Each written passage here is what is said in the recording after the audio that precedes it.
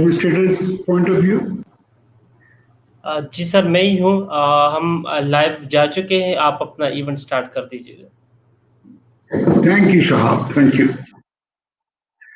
जी अस्सलाम वालेकुम एवरीवन। आज we will talk more and we will go deeper into the entrepreneurship concept. मैं आपको आज बताऊंगा entrepreneurship के मुतालिक, और I think it will give you a very good base. It will give you a very strong base to build your business plan. ठीक है, I understand कि आप लोगों को बिजनेस प्लान अपना अपना बनाना है। कुछ लोगों ने बना लिया होगा, जिन लोगों ने बना लिया वो रिव्यू कर सकेंगे in light of our session today, और जिन लोगों ने अभी बनाना है I think I will be able to give them a very good start. ठीक है जी, तो let's start today session and let me pull my presentation out for you.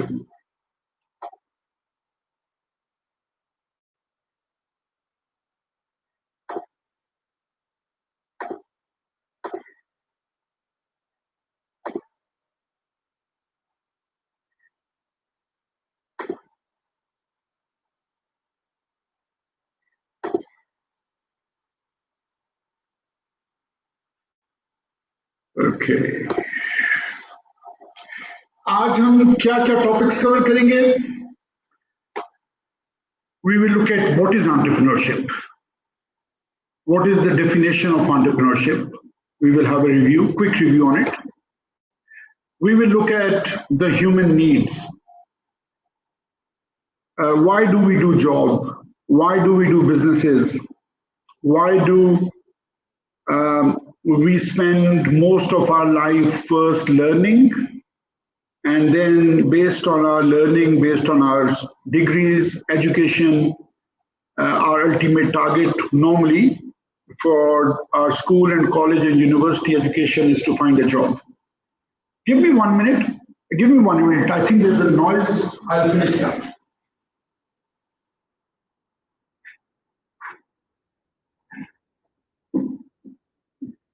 Gee, I'm sorry about that. Just give me 1 minute.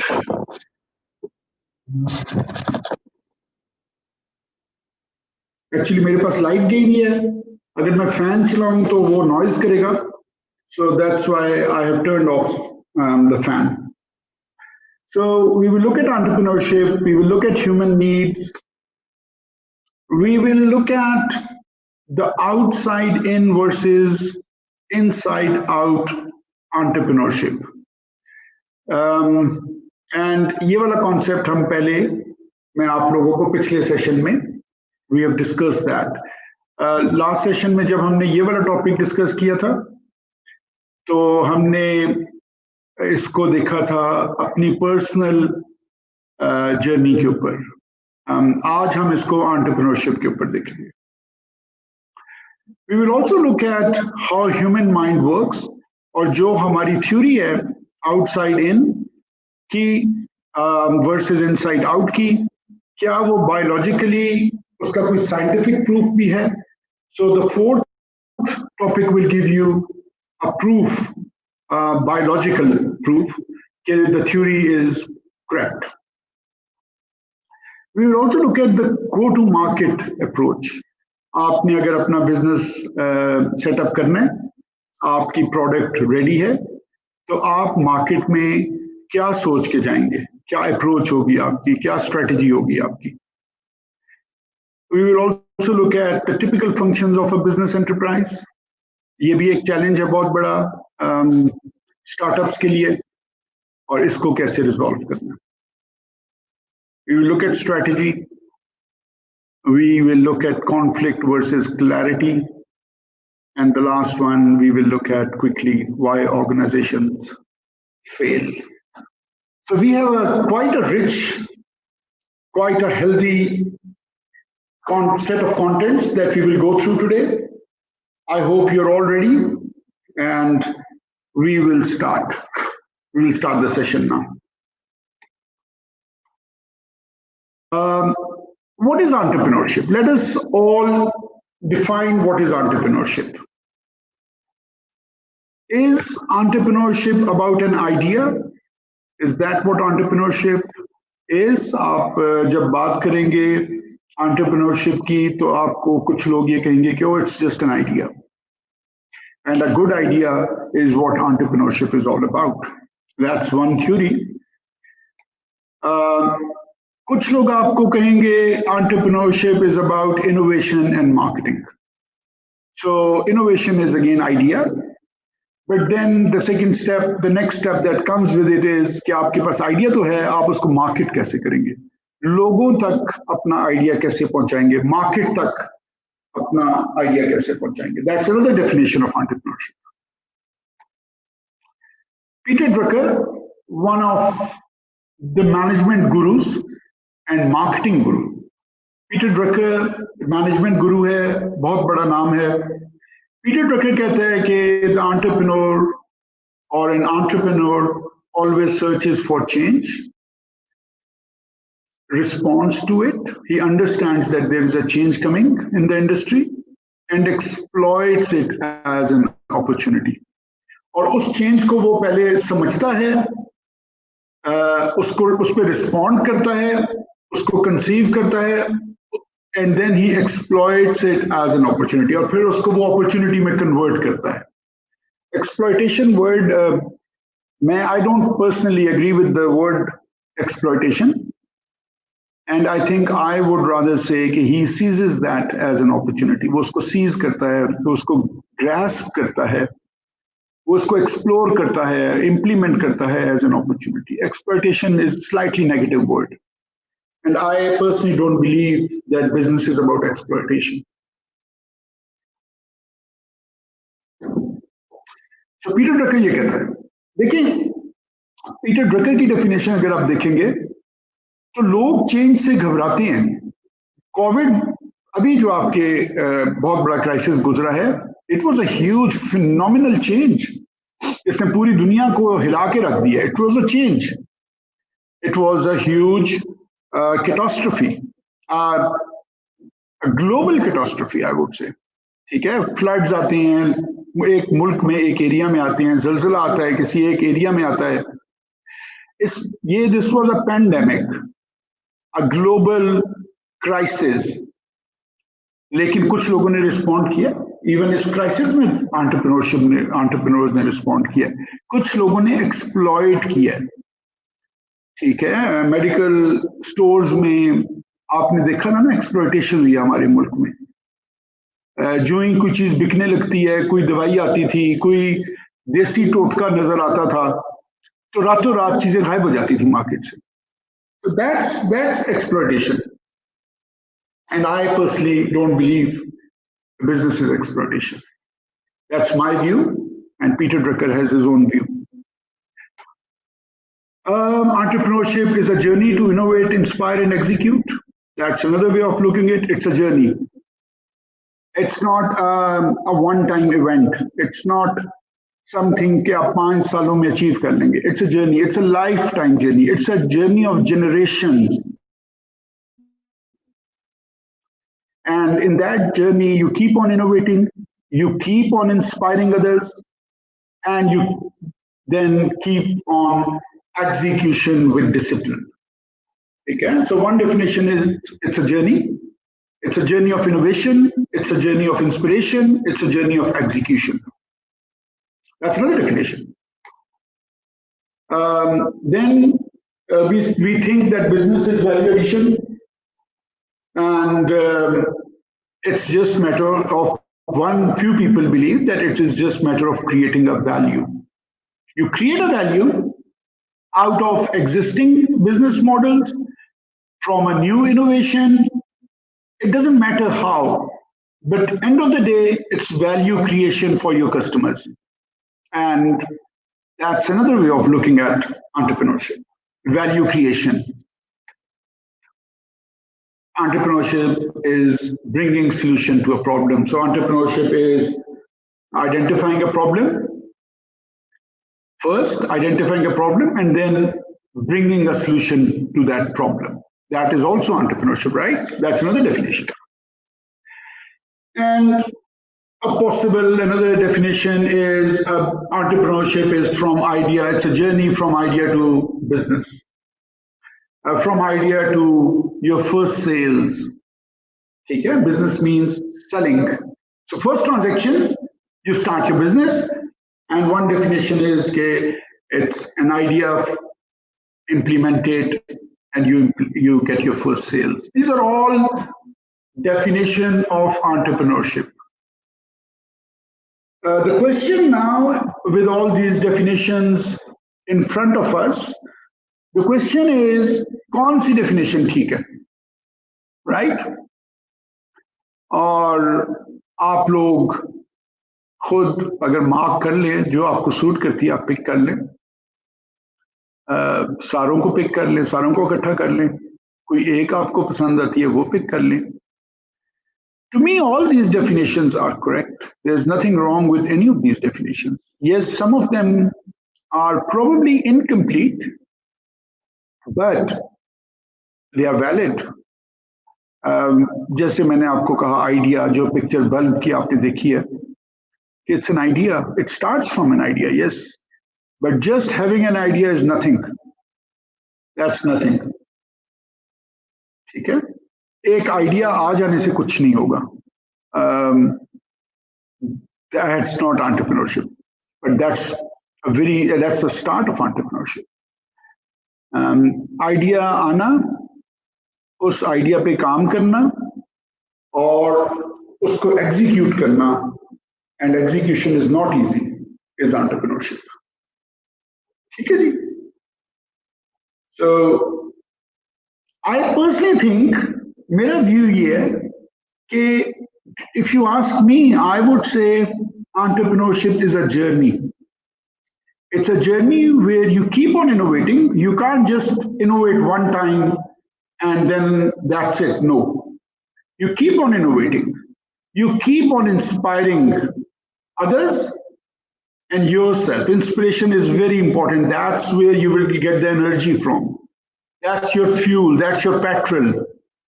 So you keep inspiring others and you manage a disciplined execution. I think a disciplined execution is very, very important part of your entrepreneurial journey. And to me, this definition is good. ठीक है जी, आगे चलें. And just give me another minute, please. Let me turn on my fan again.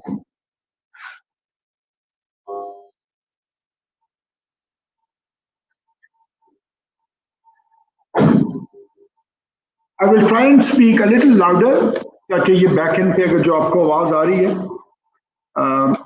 ये आपको तंग ना करे. So we will move on and we will now look at कि हम जॉब करते क्यों हैं, हम एंटरप्रेन्योरशिप जर्नी में जाते क्यों हैं. So यहाँ पे आप देखेंगे, you might have heard about Maslow's hierarchy of needs. ठीक है, it's a pyramid. You can see the shape, and the first and the foremost, जो baseline में आपको pyramid के नजर आ रहा है, वहां पे आप देखेंगे it's physiological needs. आपकी physical needs, जो हर इंसान की basic needs है, food, रोटी, water, warmth, घर जिसको बोलते हैं, जो रोटी कपड़ा और मकान का एक बड़ा मशहूर स्लोगन भी है.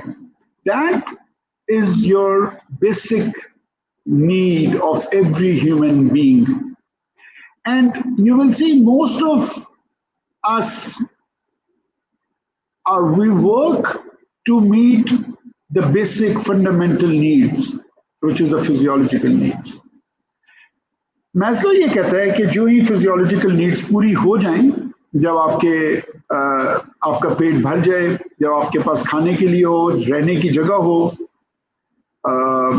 कपड़ा हो, गर्मियों और सर्दियों के लिहाज से, सोने की जगह हो, छत हो आपके पास, जब जो ही वो चीज पूरी होती है तो human we start taking this as for granted कि ये तो हमारे पास आ गया है, ठीक है, उसको फिर हम काउंट करना छोड़ देते हैं और जो हम नेक्स्ट स्टेज पे चले जाते हैं फिर, which is about safety and security, कि हम सेफ हैं, जिस जगह पे रह रहे हैं, जिस मुआशरे में रह रहे हैं वहाँ सेफ्टी है, वहाँ सिक्योरिटी है, नौकरी की सिक्योरिटी, बिजनेस की सिक्योरिटी, सेफ्टी अपनी, अपने बच्चों की, फिर ये इट किक्स इन, ठीक है। Education also kicks in, education is also safety, is about safety and security for your future jobs, for your career, तो वो भी सेफ्टी नीड्स में आ जाता है, ठीक है। आप पढ़ के अपने आप को सेफ कर रहे होते हैं, सिक्योर कर रहे होते हैं, सो देन सेफ्टी नीड्स आ जाती हैं। सेफ्टी नीड्स के बाद आपकी, आप लेयर 3 पे देखेंगे बिलोंगिंगनेस एंड लव नीड्स आ जाती हैं, विच मीन्स के आपके पास फिजियोलॉजिकल नीड्स आपकी पूरी हो गई, सेफ्टी की नीड्स पूरी हो गई, सिक्योर हो गए आप। The next thing that you would want around yourself, from the society, from your family, from your friends, from people around you, from the community you live in, is a sense of belongingness and the love from others. ठीक है? That's a very basic need which kicks in them. आप जब आप लोगों को मिलना चाहते हैं, you want to be known, कि लोगों को पता हो कि मैं कौन हूं, ठीक है। सो ये और मोहब्बत और एक नीड आपकी कि you are needed in the society, ये किक इन होती है।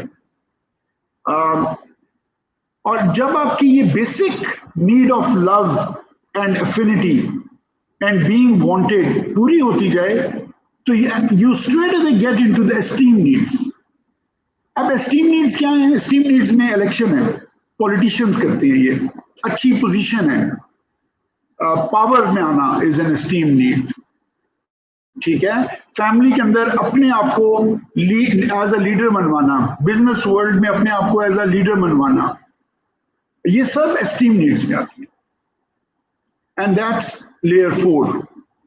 और जब एस्टीम नीड्स भी पूरी हो जाती हैं तो आप सेल्फ एक्चुअलाइजेशन में चले जाते हैं, वेयर आपके लिए ये मैटर ही नहीं करता कि ये दुनिया की जरूरतें, जो निचली 4 जरूरतें थी, ये आपके लिए फिर मैटर ही नहीं करने लग पड़ती, and you then get into the self fulfilment phase, ठीक है। You elevate yourself above all these needs जिनके लिए दुनिया स्ट्रगल कर रही होती है।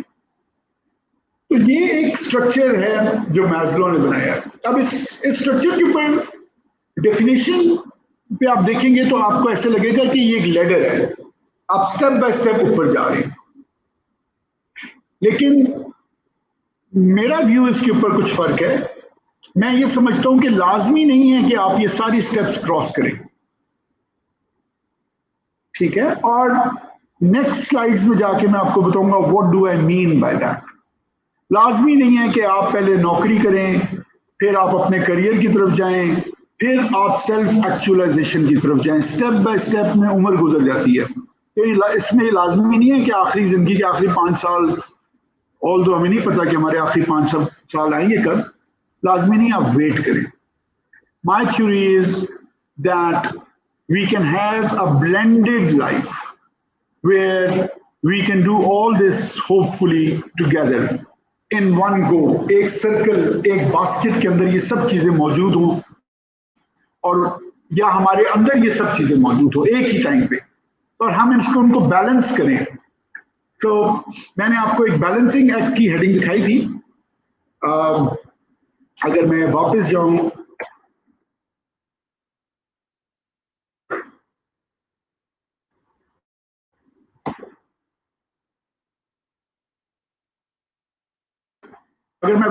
अपनी फर्स्ट हेडिंग में, जो कि मैं भी जाऊंगा, तो मैं आपको दिखाऊंगा कि मैंने आपको एक बैलेंसिंग एक्ट की भी वो दिखाई है।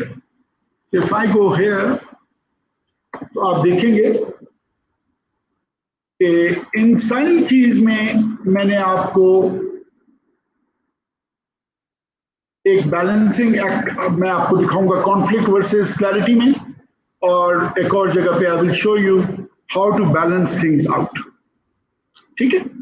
सो मेरी नजर में it's a balancing act that is a better approach rather than कि हम एक स्टेप पे चलें। तो ये मैस्लोज हायरार्की ऑफ नीड्स है, ये बड़ी इंपॉर्टेंट है to understand how human life evolves. What is the journey that we go through? This is a typical journey, typical life journey of human. अब हम आ जाते हैं जी एक डिस्कशन पे कि एक इनसाइड आउट एंटरप्रेन्योर क्या होता है। देखिए, मैंने उस दिन आप लोगों को एक मॉडल समझाया था, I think it was a week ago, कि always start with your why. और ये जो डॉट आपको ब्लैक नजर आ रहा है, ये मैंने आपको बताया था, ये आप हैं। ये एक नुक्ता जो है ना, जो मैंने बुल्ले शाह का कलाम आपको सुनाया था, एक नुक्ते विच गल मुकदी है। और हज़रत अली अलैहिस्सलाम, हालांकि रिलीजन को मैं लाना नहीं चाहता, लेकिन कोट्स हैं, हम पीटर ड्रकर की कोट्स देखते हैं। मैंने आपको पिछले उसमें भी प्रेजेंटेशन में कोट्स सुनाई थी। So there is nothing wrong, हम फिलोसफी को और बिजनेस को डिस्कस कर रहे हैं। तो हज़रत अली फरमाते हैं कि इल्म एक नुक्ता था, जाहिलों ने उसको फैला के समंदर कर दिया। तो देखिए, end of the day convergence is more important. ठीक है, आप एक दफा सीखने का जर्नी करते हैं and you expand like this, but then you again have to converge back to एक नुक्ते पे आपको आना पड़ता है कि है क्या, असल बात है क्या। और मेरी नजर में ये जो ब्लैक डॉट है, ये आप हैं। और एंटरप्रेन्योरशिप के जर्नी में भी आपकी अपनी जात बहुत इंपॉर्टेंट रोल, सबसे इंपॉर्टेंट रोल आप ही प्ले करेंगे, बिकॉज ये जर्नी भी आपका है, ये फैसला भी आपका है, इसको संभालना भी आप नहीं है। But always start with your why. Why are you doing this business? Why are you playing this dangerous game? And it is a dangerous game, it's a very risky game. It requires a lot of hard work. रातें भी जागेंगे आप, दिन को भी जागेंगे आप, stress में भी आएंगे आप, मुसीबतें भी आएंगी, पैसे भी खत्म होंगे, लोग छोड़ के भी जाएंगे, लोग बहुत सारे, अल्लाह करे आप लोग ये ना एक्सपीरियंस करें, बट रियलिटी चेक है, धोखे भी होंगे आपके साथ। तो why don't you just go and find a job and live your life? Why are you getting into this journey, a very very tough difficult journey? उसकी why बहुत important है। Find that why.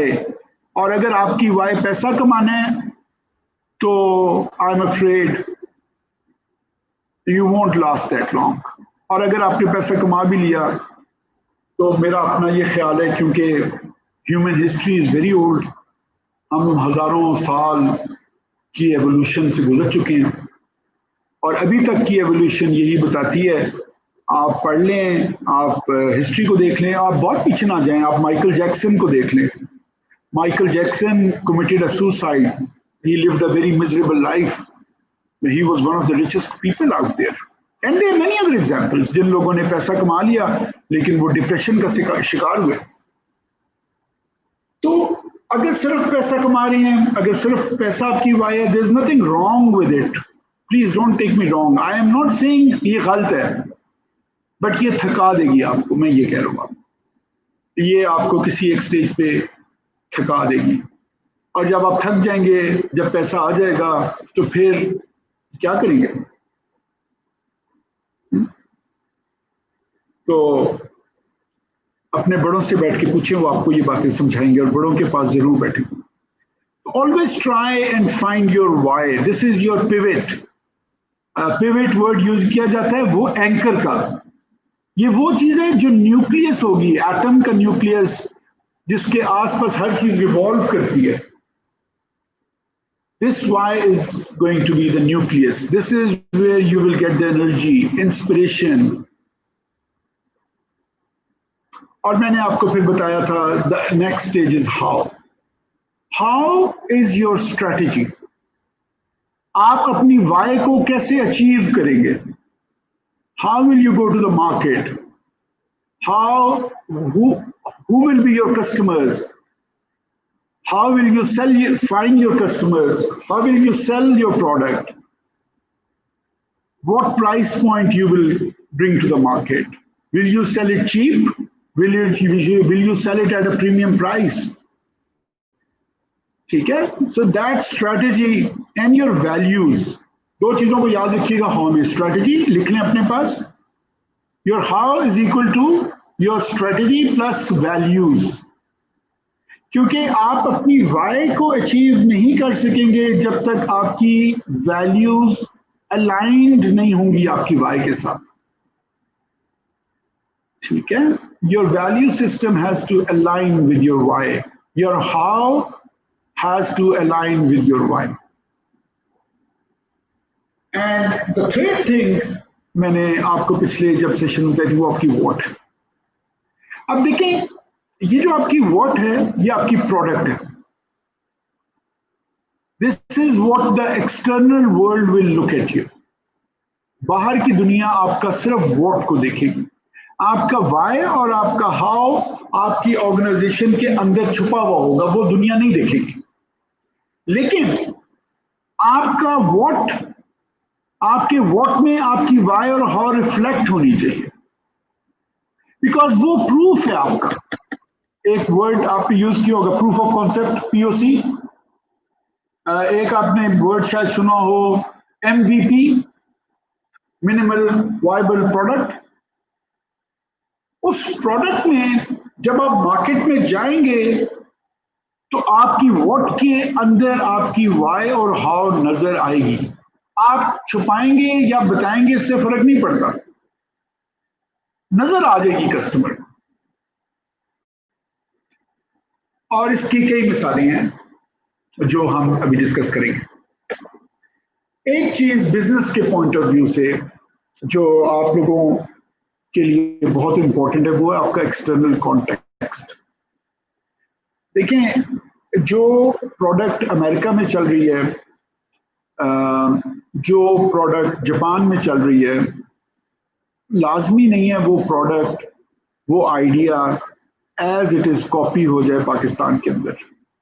Because we have a culture, we have our cultural limitations, we have our cultural norms.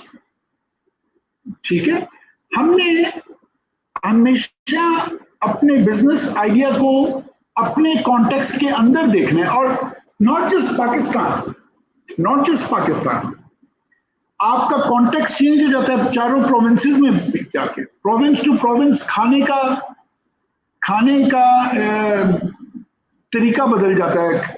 जो आपकी dishes है वो बदल जाती है, टेस्ट बदल जाता है, कपड़ों का स्टाइल बदल जाता है, जूतों का स्टाइल बदल जाता है. ठीक है? जेवर का स्टाइल, फैशन का स्टाइल बदल जाता है. सो आप लोगों ने अडैप्ट करना है अपने बिजनेस आइडिया को अपने लोकल कॉन्टेक्स्ट में. ये बहुत इंपॉर्टेंट बात है. इनोवेट करें, चेंज लाएं, लेकिन अपने कॉन्टेक्स्ट के अंदर रहते हुए उसको अच्छे तरीके से परख लें. अब ये जो मॉडल मैंने आपको बताया, this is inside out model. It starts from why, it goes from inside and it goes outside. जो नॉर्मल मॉडल प्रिवेल कर रहा है इस वक्त सारी दुनिया में, वो आउटसाइड इन है. वो व्हाट से शुरू होता है, मैं क्या बेचूंगा, मैं क्या बनाऊंगा, पहले वो देखते हैं, फिर वो लाते हैं उसके हाउ में, और फिर शायद वाई तक पहुंचे. 99% people, you ask, you go to a business shop, you go to any businessman and you ask them, why are you in this business? And they will just look at you and they'll say, क्या पूछ रहे हो हमसे? why are you? पैसे बनाने के लिए हमें, और किस लिए? And you say, and that's it? That's your why? And they'll say, yes, that is why we are running around all our day in, day out. And that's it. आप ये ट्राई करके देखिए। Ask people why are you in this business, ask people why are you in this job. तो वो कहेंगे यार तनख्वाह चाहिए भाई, रोटी कमानी है, और ये थ्योरियां अपने अपने पास रखो। लेकिन आप देखें, आपको एविडेंस चाहिए। आपने ये भी तो देखना है ना कि ये जो जहां से सब हमें कह रहे हैं, पिछली दफा भी हमें यही सर्कल्स दिखा के चले गए, आज भी हमें यही सर्कल्स दिखा रहे हैं, तो आपका सवाल बनता है ना कि अच्छा जी बताएं तो सही, ये वाई वाला मॉडल बेहतर कैसे है वॉट वाले मॉडल से। तो आपको मैं दो मिसालें दे देता हूं। एक मिसाल आप ले लें मोबाइल फोन्स की, क्योंकि we are all very keen users of mobile phones. तो आप एप्पल की मिसाल ले लें। मुझे बताइए, एप्पल कंप्यूटर कंप्यूटर की company, do they make computers? तो फिर सवाल आता है कि अच्छा हाँ कंप्यूटर की अगर कंपनी है तो फिर ये मोबाइल फोन्स कैसे बेच रही है, और इतने इनका मोबाइल फोन पॉपुलर क्यों है सारी दुनिया में। और फिर इन्होंने आईपॉड भी तो बनाया था, जो कि दुनिया की सबसे मोस्ट बेस्ट सेलिंग प्रोडक्ट थी अपने टाइम में। तो आईपॉड भी इन्होंने बनाया, बेच लिया। आईपैड भी इन्होंने बनाया तो बेच लिया। इनकी कंप्यूटर्स भी दुनिया में बेस्ट रैंक कंप्यूटर्स हैं, और उनके फोन्स भी दुनिया के बेस्ट रैंक कंप्यूटर्स हैं, एंड दे चार्ज प्रीमियम। हजार डॉलर का तो फोन बेचते हैं ये, and they don't budge on their price and people go and buy them। मैं लंदन में था, मैंने खुद अपनी आंखों से जब इनका नया मॉडल आया था, आई कांट रिमेंबर 5 था या 4 था, तो इत्तेफाक से उन दिनों में मैं लंदन में था, मैंने लोगों को सारी रात खड़े हुए देखा। पूरी रात लोगों ने खड़े होके गुजारी स्टोर के बाहर कि हमने सुबह आईफोन का नया आईफोन 5 खरीदना। डू यू थिंक एक फोन के लिए कोई सारी रात खड़ा होगा? वो फोन हफ्ते बाद भी तो मिल सकता था, 4 दिनों बाद आम स्टोर पे मिल सकता था। आपका क्या ख्याल है कि क्यों वो आईफोन के स्टोर के बाद सारी रात खड़े रहे लाइन लगा के? वो भी अंग्रेज, वो तो अपने आराम में बिल्कुल कॉम्प्रोमाइज नहीं करते। तो देखिए, आपको एक बात, बारीक बात है, और अल्लाह करे आप समझ जाएं, इंशाल्लाह समझ जाएंगे। लोग एप्पल इसलिए नहीं खरीदने के लिए खड़े हुए थे कि उनको एप्पल फोन खरीदना था। लोग एप्पल फोन खरीदने के लिए खड़े इसलिए थे कि वो उस प्रोडक्ट को ओन करते हैं, वो उस इनोवेशन को, जो एप्पल की इनोवेशन है उसको ओन करते हैं, वो उससे अपने आप को लिंक करते हैं। वो एप्पल का फोन उठा के दे फील गुड। लाजमी नहीं है कि वो लोगों को दिखाने के लिए, but they feel good because they believe in that product. I think I found the right word, because they believe in that product, they associate themselves। वो अपने लिए खड़े हुए थे, एप्पल फोन के लिए नहीं खड़े हुए थे, वो अपनी वाई के लिए खड़े हुए थे, क्योंकि उनकी वाई और एप्पल की वाई मिलती है, because they partly own that product. अगर आपको एप्पल की वाई समझ नहीं आ रही तो हार्ले डेविडसन एक मोटर बाइक की कंपनी है बहुत बड़ी। हार्ले डेविडसन का नाम पाकिस्तान में, मैंने हार्ले डेविडसन चलाया हुआ है in my college days back in 1981। उस वक्त हार्ले बिका करता था पाकिस्तान में। हार्ले डेविडसन के लोगों ने टैटूज बनाए हुए हैं अपने बाजू पे, अपने जिस्म के ऊपर छिदवा के हार्ले डेविडसन लिखा हुआ होता है उनके जिस्म के ऊपर। क्यों कोई टैटू बनवाएगा हार्ले डेविडसन का? वाई? मतलब उनका हार्ले डेविडसन से क्या लेना देना? It's a motor bike. But उन लोगों की जो हार्ले डेविडसन प्रोडक्ट को वो they associate with that product, it matches their own why. The motor bike is part of their life, And when that why matches, when the belief system matches, when your product matches the belief, the core value of your clients, they will own that product. They will become your salesperson. They will become your marketing team. वो Harley Davidson को आपको कभी गंदा Harley Davidson दुनिया में नजर नहीं आएगा. आपको कभी गंदा एप्पल का लैपटॉप या गंदा एप्पल का फोन नहीं नजर आएगा. साफ सुथरा होगा क्योंकि वो ओन करते हैं. So it's their why that matches with the product. ठीक है. और ये जो ओनरशिप है इसी को ब्रांड कहते हैं. देखें, माइक्रोसॉफ्ट ने एक डिवाइस निकाली जूम के नाम से, और वो जो जूम डिवाइस थी वो आईपॉड के मुकाबले की डिवाइस थी. जो टेक्निकल एनालिस्ट थे पूरी दुनिया में वो कहते थे Zune is a much better device compare to iPod जो म्यूजिक डिवाइस थी. लेकिन जूम नहीं बिकी, आपने नाम भी नहीं सुना होगा. ठीक है, क्यों नहीं सुना? बिकॉज लोगों ने खरीदी नहीं. लोगों ने कहा माइक्रोसॉफ्ट एक कंप्यूटर की कंपनी है, उनको क्या पता कि म्यूजिक क्या चीज है. लेकिन एप्पल के बारे में उन्होंने ऐसे नहीं किया, बिकॉज एप्पल ने आज तक क्लेम ही नहीं किया कि वो कंप्यूटर की कंपनी है. आप एप्पल सर्च करें, एप्पल की मार्केटिंग की कैंपेन्स को सर्च करें, they never say they are a computer company. They say we think different. They say we challenge status quo. They say we innovate. You see, their why is very clear. They speak from their why. Harley Davidson says we are lifestyle company. Harley Davidson कभी नहीं कहता हम motor bike बनाते हैं, वो कहते हैं हम लाइफस्टाइल बनाते हैं लोगों का. We are a lifestyle company. इसीलिए फिर हार्ले डेविडसन ने परफ्यूम्स भी निकाल लिए, हार्ले डेविडसन की जैकेट्स भी निकल आई, और वो बिकती भी है. बिकॉज उन्होंने अपनी वाई पे फोकस रखा. मैं आपको 10 मिसालें और दे सकता हूं.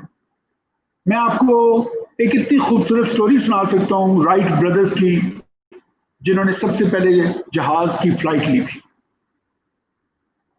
उनकी वाई क्लियर थी, और जहां पे वो काम अमेरिका में एक छोटी सी स्टेट में कर रहे थे, ना उनके पास पैसा था, ना उनके पास कोई इंजीनियरिंग डिग्री वाला बंदा ही नहीं था उनके पास जब वो जहाज बना रहे थे. 2 भाई थे राइट ब्रदर्स, और उनकी मेरे ख्याल में बाइसाइकिल की शॉप थी, और बाइसाइकिल वो ठीक भी करते थे, वो बना, उनकी अपनी वो वर्कशॉप थी. और वहां से उनको ये आइडिया आया टू फ्लाई, और वो एक दफा क्रैश नहीं हुए, सैकड़ों दफा उनके क्रैश भी हुए जहाज. पैसा भी नहीं था उनके पास. On the other side there was a guy called Samuel Langley, I think so. So on the other side, Samuel Langley was working with American Enterprise. He was a PhD. He got $50,000 of funding in those days, and money was not an issue. And he was himself a PhD. So उसके पास MIT और Harvard के graduates मौजूद थे. वो भी जहाज बना रहे थे उसी वक्त जब राइट ब्रदर्स बना रहे थे. राइट ब्रदर्स फ्लाई कर गए, सैमुअल लैंगले फ्लाई नहीं कर सका. He could not, and the reason was why. उधर उसका टारगेट था चीप शोहरत हासिल करना, पॉपुलर हो जाना, पैसा कमा लेना. राइट ब्रदर्स की इंस्पिरेशन पैसा नहीं था. पैसा आ गया उनके पास, पर इंस्पिरेशन उनका पैसा नहीं था. उनकी वाई इंस्पिरेशन थी. वो लोगों को देख रहे थे कि if they can fly they will cut down the travel journey by a factor of 100. And they were looking at changing the lifestyle of people, giving comfort to people, bringing a facility to the people. So they were driven by their why. और आप Wright brothers की ये story अगर Google करके पढ़ेंगे और तो आपको पता चलेगा कि ऑड्स उनके साथ नहीं थे. ना उनके पास पैसा था, ना उनके पास डिग्रीज थी, ना उनके पास फैसिलिटीज थी, ना उनको मीडिया फॉलो कर रहा था। और सैमुअल लैंगले के पास पीएचडी डिग्रीज थी, अपनी थी पीएचडी डिग्री, उस क्लाउड था उसके पास, लीडिंग साइंटिस्ट्स का, यूनिवर्सिटीज पे एक्सेस थी, एमआईटी और हार्वर्ड जैसी, पैसा मौजूद था, गवर्नमेंट उसके साथ थी, ही कुडंट डू इट। ये है फर्क। अपनी वाई पे पिवट करें, अपने वाई को क्लैरिटी के साथ उस पर hold on to it and drive your business by looking at your why all the time, by aligning your why, how and what and your context, इनको align करके रखिए, and inshallah you will see the difference. ठीक है? तो I hope आप लोग एक inside out entrepreneur होंगे। आप थकेंगे नहीं, फिर थकेंगे भी तो अगले दिन उठ के फिर चल पड़ेंगे। अब जो थ्योरी मैंने आपको पेश किया इनसाइड आउट वाली, वो है क्या? देखिए, आप बायोलॉजिकली आपका brain has two parts. Higher level पे it has many more parts, but higher level पे it has two parts. The outer layer is neocortex, it's called neocortex, and the inner layer is called limbic brain. Now, the outer layer, which is the neocortex layer, is where logic is. आपका जो outer layer है वो language को समझता है, logic को समझता है, and all the logic and the language and the external part is handled by neocortex. और जो लिम्बिक ब्रेन है ये आपके इमोशनल पार्ट को समझता है, ये आपकी वाई और हाउ के इक्विवेलेंट है, जबकि न्यूरोकॉर्टेक्स आपके व्हाट के इक्विवेलेंट है। जो व्हाट मैंने आपको कहा था ना, it talks to the external world, so neocortex talks to the external world and limbic brain is your internal world, it's your emotions. अब आपको मजे की बात बताऊं, आपके जितने बाइंग डिसीजंस हैं, and there is a huge research that has gone through on this topic, and a large majority believes that your buying decisions come from your limbic brain, your emotional brain side of the things. आप एक फैसला emotional करती हैं और उसके बाद neocortex layer जो है वो उस डिसीजन को लॉजिक में बदल देती है। मिसाल के तौर पे, मैं रोलेक्स घड़ी अगर पहनता हूं तो एक रोलेक्स वॉच $40,000 की होगी तकरीबन, इट गोज अप टू $200,000। एक घड़ी के ऊपर को $50,000 क्यों ना जाएगा? है तो घड़ी, देखना तो time he, and that's it. But that decision comes from your emotions, it can never come from your logic. लेकिन आप रोलेक्स खरीदने के बाद, जो रोलेक्स खरीदते हैं और पहनते हैं लोग, वो रोलेक्स खरीदने के बाद फिर बेशुमार लॉजिक देते हैं, इस घड़ी में ये है, इस घड़ी में ये है, इसकी एक्यूरेसी इतनी है, ये ऐसे करती है, ये वैसे करती है, करती कुछ भी नहीं है, दिखाती टाइम ही है। लेकिन उनका इमोशनल डिसीजन है, लिम्बिक ब्रेन डिसीजन है। Buying decision, sales comes from your limbic brain, ये याद रखिएगा, ठीक है? और नियोकॉर्टेक्स डिसीजन मेकिंग में बड़ा कम रोल प्ले करता है। तो अगेन यू सी, मैं आपको यही बता रहा था कि हार्ले डेविडसन वाले, एप्पल वाले, राइट ब्रदर्स की मिसाल दी, उनके जो लिम्बिक ब्रेन डिसीजंस है, they start from inside out, और वो अपने क्लाइंटेल को उनके इमोशनल प्लेन पे जाके उनसे डायरेक्ट 1-to-1 बात करते हैं, बट इमोशनल इनर साइड पे, एक्सटर्नल पे नहीं। और ब्रांड भी इसी का नाम है। Brand is also your emotional association. जिस प्रोडक्ट के साथ आप लिंक हो जाते हैं, जिस पे आपका ट्रस्ट डेवलप हो जाता है। ट्रस्ट है क्या? ट्रस्ट लॉजिक तो नहीं है। Trust is an emotional, 100% emotional feeling. जी मैं उस दोस्त पे ट्रस्ट करता हूँ। आप आपसे को पूछते क्यों ट्रस्ट करते हो यार, तो आप के लिए बड़ा मुश्किल है ये बताना। आप देते हैं लॉजिक, नियोकॉर्टेक्स को यूज करते हैं आप लेयर को, लेकिन it is just your insight, it's a feeling, and maybe you can't even convince anyone why you trust that person और why you buy that product. दूसरे लोग हो सकते हैं कि यार ये ऐसे ही पागल, या छोड़ दो उसको। But you see there is a physiological equivalence between the two theories. अब मैं आपको सेल्स की तरफ लेके जा रहा हूं, आपकी गो टू मार्केट स्ट्रेटेजी की तरफ लेके जा रहा हूं। देखें, एक चीज मैं आपको यहां पे बता दूं, ये जो आपकी वाई है ये आपकी विजन स्टेटमेंट है, फिर मैं आगे चलूंगा। दिस इज क्योंकि आपने अपना बिजनेस प्लान लिखना होगा, तो इसलिए आई जस्ट थॉट कि मैं यहीं पे आपको बता दूं। This is your vision, how is your strategy and your values, ये लिखते जाएं, बिकॉज जब आप अपना बिजनेस प्लान बनाएंगे तो this is what business plan is all about. Your vision should be very clear. अगर आज टाइम हुआ या नेक्स्ट टाइम मैं आपको अपनी कंपनी का जो मेरी विजन स्टेटमेंट है, वैल्यूज है, वो मैं दिखा सकूंगा। How is your strategy and your values, corporate values, what is your product, ठीक है। सो यही तीन चीजें, चार चीजें चाहिए एक बिजनेस प्लान के अंदर।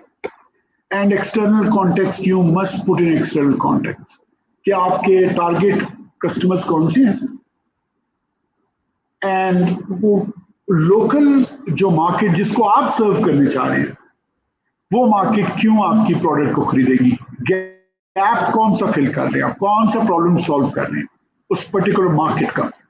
That is what I call external context. तो आपका बिजनेस प्लान ऐसे ही डेवलप होगा और ऐसे ही कीजिएगा, because it will make perfect sense and then have to be aligned.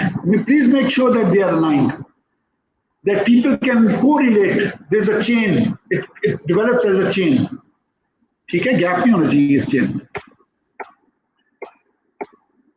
अब अगर आपने गो टू मार्केट को देखना है तो there is something called law of diffusion of innovation. अगर आप इसको देखेंगे तो आप देखेंगे लेफ्ट साइड पे 2.5% है, फिर 13.5% है, ये परसेंटेजेस है, फिर ये एक चैज़म है, एक खड्डा है, एक बैरियर है। ये ब्लैक वाला जो आपको नजर आ रहे हैं bar, this is a barrier, and then you have this large population, these are your customers. तो ये आपके 2.5 कस्टमर्स हैं पोटेंशियली, 13.5 कस्टमर्स उसके बाद आती है, फिर 34% अर्ली अडॉप्टर्स हैं, फिर 34% लेट अडॉप्टर्स हैं, फिर 16% आपके लैगर्स हैं। ये आपकी डिस्ट्रीब्यूशन है आपकी पोटेंशियल क्लाइंट्स की, आपके कस्टमर्स की डिस्ट्रीब्यूशन है। कस्टमर्स को, बिहेवियर को, सेल्स को अपने बिजनेस मॉडल के साथ इंटीग्रेट करना मस्ट है आपके।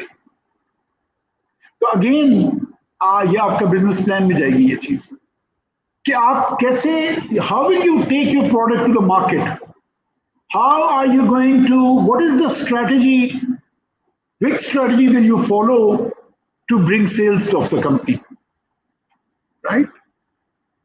End of the day तो selling ही है ना, end of the day तो you have to sell। तो मैं आपको, ये important है इसलिए मैं आपको emphasize कर रहा हूँ, and I really want you to listen very closely। ये distribution है आपके potential customers की। अब आप ये देखें 34 और 34, 68% आपका कस्टमर तो ये बैठा हुआ है, 16% आपका टेल पे बैठा हुआ है, 68 और 16 कितना हो गया, 84%। आपकी जो राइट साइड पे परसेंटेज है ये तकरीबन 84% है। Can you imagine, that's a huge segment. और ये जो ब्लैक लाइन है इसकी लेफ्ट साइड पे दो लोग हैं, 2.5% एंड 13.5%। तो अब आपकी स्ट्रेटेजी क्या होनी चाहिए? अगर आप अपनी डे 1 पे जाते हैं और पूरी 100% मार्केट जो आपके पोटेंशियल क्लाइंट है उनको अप्रोच करते हैं, तो this is a perfect recipe to fail.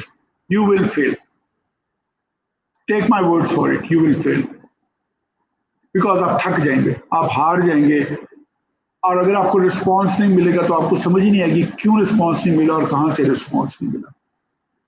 You cannot address this market. There is no way you can address this market इकट्ठा एक टाइम पे। शुरू में इस मार्केट को मत टैप कीजिएगा। I will not advise that. तो अगला सवाल है कि सर फिर कैसे करें, कैसे? How should we go to market? How should we start our sales? What should be our approach? What should be our sales strategy? Right, गौर से देखें। आपकी पहली 2.5% पे नजर होनी चाहिए शुरू में। And they are the people जिनको हम इनोवेटर्स बोलते हैं। ये वो लोग हैं जिनकी वाई, जिनकी पर्सनल वाई आपकी प्रोडक्ट की वाई से मैच करेगी। How will you find that them? You have to target them, you have to pick them either through digital marketing or by carefully matching the persona, the profile of your product and the profile of these people.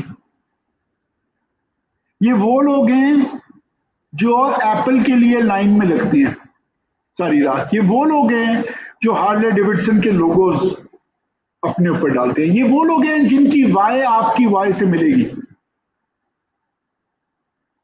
Yes, you have to do some research. Yes, you may have to come with a very sharp, very focused digital marketing campaign or very sharp sales campaign. Yes, it will take time, but it will give you good results. It will give you fruit quickly. ठीक है, ऐसे ना भाग पड़ना please. आपको filter कर लगा के फिल्टर करना पड़ेगा कि मेरी प्रोडक्ट यहां पे पोजीशनड है और इस प्रोडक्ट की कस्टमर यहां, ये वाला जो कस्टमर बेस है ये आइडियल है मेरे लिए और ये मुझसे बात करेगा, ये मेरी बात सुनेगा। And then you only target these possibly 2.5। अब 2.5% का मतलब ये नहीं कि एग्जैक्टली 2.5% होगा, बट अ थिन मेजॉरिटी। ये वो लोग हैं जो सबसे पहले आपकी प्रोडक्ट को बाय करने में इंटरेस्टेड होंगे and their why will resonate with your why. एक दफा आपने इनसे शुरू किया तो ऑलमोस्ट 13% के आसपास के लोग, और ये परसेंटेजेस प्लीज फिक्स नहीं है, ये 2.5% 1% भी हो सकती है, 5% भी हो सकती है, ये 13.5% 5% भी हो सकती है और 20% भी हो सकती है। It doesn't matter. That's not the point. The point is that you are taking step-wise approach. ये early adopters हैं। ये वो लोग हैं जिनकी वाई तो आपसे मिलती है, लेकिन ये इनोवेटर्स की तरह जल्दी डिसीजन नहीं करते। ये जरा थोड़ा सा सोच के डिसीजन करने वाले लोग। तो फिर आप इनको अप्रोच करेंगे।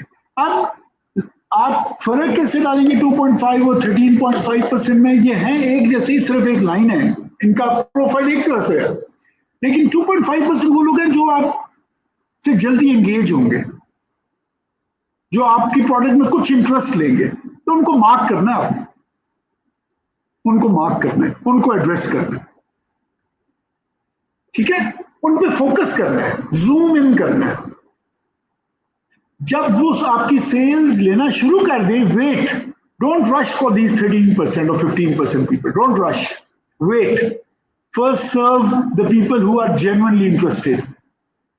जो ही आपकी प्रोडक्ट सेल होनी शुरू होगी तो ये अर्ली अडॉप्टर्स हिलने लग पड़ेंगे, ये देखने लग पड़ेंगे, ये झांक रहे होंगे, ये सोच रहे होंगे, ये फिर उनके पीछे पीछे आपको फॉलो करने लग पड़ेंगे। और जब ये ऑलमोस्ट देखें, उनको अगर आप इकट्ठा करेंगे तो 16% बनता है तकरीबन। ये 15% कह लें, 16% कह लें, 20% कह लें। जब आप ये मार्केट एड्रेस कर लेंगे, प्लीज ये जो खड्डा है इसको भी क्रॉस नहीं करना, ये ब्लैक लाइन को, चैज़म को क्रॉस नहीं करना, ठीक है। Wait, don't rush to the 68 बल्कि 84% of the people, specially the first 34%. Don't rush into them. Wait करें। जब आप इस अर्ली मार्केट को सर्व कर चुकेंगे तो ये अर्ली मेजॉरिटी खुद चलने लग पड़ेगी। ये फ्लो है। लॉ ऑफ डिफ्यूजन का मतलब है एक तरफ से चीजें फ्लो कर रही हैं दूसरी तरफ। आप यहां पे अपनी प्रोडक्ट लेके खड़े हुए हैं, ये जो अर्ली मेजॉरिटी है ये खुद फ्लो करना शुरू कर देगी आहिस्ता आहिस्ता आपकी। You will attract them, yes you will approach them, but ये उस वक्त तक अपना जहन बना चुके होंगे। This may take 2 years, this may take 3 years, this may take 5 years. It depends how long will it take. It's very hard to tell. But अगर आप उनके पीछे भागेंगे तो आप थक जाएंगे। That is the most important thing. So ये अर्ली मेजॉरिटी आपकी तरफ मूव करेगी, ड्रिफ्ट करेगी, देखेगी आपकी प्रोडक्ट को, फिर आप उनसे एंगेज करना शुरू करेंगे। So you are taking stage wise approach. And once you have the early majority engaged, late majority खुद आपके पास आ जाए, they will join you. और ये जो लैगर्ड्स हैं, ये वो लोग होते हैं कि बस ठीक है जी, अब सारी दुनिया ले रही है तो हम भी कर लेते हैं। ये इनकी फिक्र इतनी करने की जरूरत नहीं, इनके पीछे मत थकिएगा। इन्होंने अल्टीमेटली चलते चलते आ भी जाने, और अगर ना भी आए तो कोई इतना फर्क नहीं पड़ता। So ये है आपका law of diffusion of innovation. This is your sales approach, this is understanding and segmenting your target market. अगर आप सेगमेंट नहीं करेंगे, अगर आप क्लियरली डिफाइन नहीं करेंगे, आप सबको ग्रैब करने की कोशिश करेंगे, आप थक जाएंगे, आपको पता भी नहीं चलेगा कि हो क्या रहा है। ठीक है, so this is your sales strategy, your sales approach. इसको गो टू मार्केट अप्रोच भी कहते हैं। अब मैं आपको एक और चैलेंज है जो आप फेस करेंगे, and let's quickly look at that. पहले समझ लें कि एक टिपिकल ऑर्गेनाइजेशन काम कैसे करती है, फंक्शंस कौन कौन से हैं जो एक टिपिकल बिजनेस ऑर्गेनाइजेशन में, हर ऑर्गेनाइजेशन में ये फंक्शंस होते हैं। इनकी जरूरत हर ऑर्गेनाइजेशन को है, आपको भी है, और आपके बिजनेस प्लान का ये हिस्सा बनेगी। मैंने आज आपको बिजनेस प्लान बना के दे दिया लिटरली। अब एक एक करके देख लेते हैं। मेरी नजर में, दिस इज माय व्यू, आप एग्री ना करें, कई लोग एग्री नहीं करेंगे। मेरी नजर में human resource management stage in the middle of any organisation. It is the key function, because if you don't have a good team, and when I say good team, I am going back to the why and the how. अगर आपकी hiring Y पे based नहीं होगी, आप उन लोगों की जो आपके पास आ रहे हैं, जिन्होंने आपके साथ आपको ज्वाइन करना है, चाहे वो को फाउंडर है, चाहे वो पहला एम्प्लॉई है, चाहे वो 10वां एम्प्लॉई है, चाहे वो 1000वां एम्प्लॉई है, और अल्लाह करे आप 1000 लोगों को हायर करें, और आप इंशाल्लाह करेंगे। उन सबकी पर्सनल वाई और वैल्यूज, हाउ में मैंने आपको बताया था, वैल्यूज वो अलाइन होनी चाहिए। पर्सनालिटी अलाइन ना हो, आप जैसे आपकी फोटोकॉपी नहीं चाहिए, फाउंडर की फोटोकॉपी नहीं चाहिए, वो नुकसान देंगे। आपको आप जैसे लोग नहीं चाहिए, दैट्स नॉट द पॉइंट। लेकिन उनकी वाई और वैल्यूज मिलती है। अगर आप भी अपने बिजनेस में पैसे की वजह से हैं, और वो जो साहब आपको आ रहे हैं, ज्वाइन कर रहे हैं, वो भी पैसे की वजह से हैं, तो कल आप पैसे की वजह से लड़ेंगे भी। वो पैसे की वजह से आपको छोड़ के कहीं और भी चला जाएगा। आपका एम्प्लॉई है, आपने रखा, उसने 1 साल काम किया, वो पैसे की वजह से आया था, उसको 10,000 रुपया फालतू मिला, वो पैसे की वजह से चला जाएगा। चला जाना चाहिए ना। आप जो पैसे की वजह से सब कुछ कर रहे हैं, तो वो भी पैसे की वजह से सब कुछ करेगा ना, इसमें क्या बुरी बात है। उधर हम एक्सपेक्ट करते हैं 5,000 रुपए के लिए तुम छोड़ के चलेंगे मुझे, अपने 5,000 के लिए आप अपने एम्प्लॉयज को निकाल देते हैं, और वो बचाने के लिए आप उनकी बेइज्जती भी करते हैं। तो वो आपको 5,000 के लिए छोड़ के जाएगा, तो आपको बुरा तो नहीं मनाना चाहिए। Let's face it, let's be honest, right. तो ऐसे नहीं होता दुनिया में। आपके साथ वही लोग आएंगे जो आप जैसे होंगे। जो आपकी वाई को देख के आएगा वो कम से कम 5,000 के पीछे नौकरी नहीं छोड़ के जाएगा,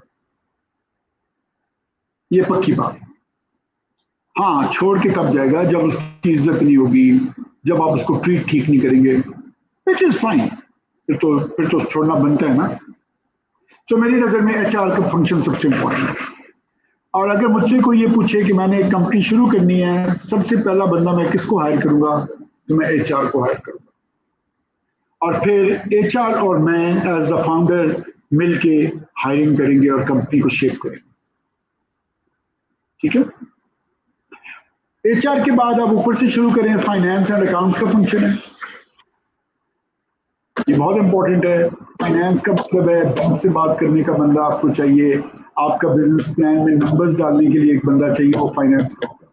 अकाउंटिंग इसलिए की जाती है कि ये रेगुलेटरी रिक्वायरमेंट भी है, आपने हर साल एनुअल ऑडिटेड अकाउंट्स बनाने हो। सेल्स की टीम चाहिए आपको, यस।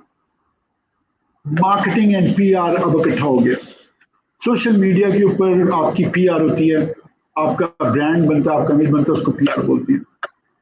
डिजिटल मार्केटिंग से अब आप मोस्ट लाइकली अपनी मार्केटिंग करेंगे। तो digital marketing is a huge huge big game, very important function.